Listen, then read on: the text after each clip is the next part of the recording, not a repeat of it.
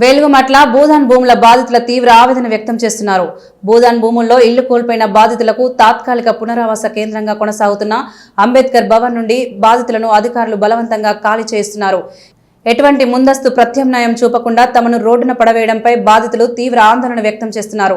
ప్రభుత్వం విడుదల చేసిన లబ్ధిదారుల జాబితాలో అర్హులైన తమ పేర్లు లేవని, అనర్హులకు చోటు కల్పించారని బాధితులు ఆరోపిస్తున్నారు.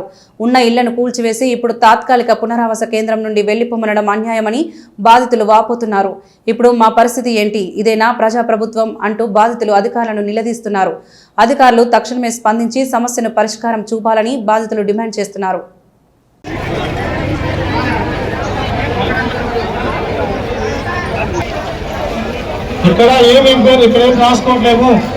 ఇక్కడేం రాసుకోవట్లేదు. దయచేసి మీరు అంత బయట దరఖాస్తులు తీసుకోవట్లేదు.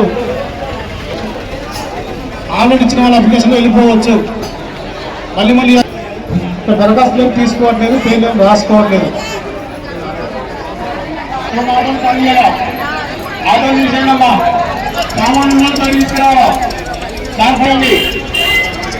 ఆటోలు ఉన్నాయి.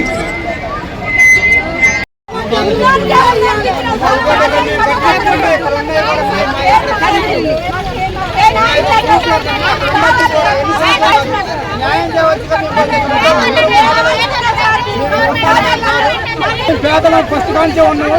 ఇంకా మీ కరెంటు బిల్లు డబ్బులు చేశారు. రూపాయి 2 రూపాయలు కాదు, లక్షల డబ్బులు ఇల్లు కోల్పోయాను. ప్లస్ అన్నిటికీ మేము బలైపోయాను.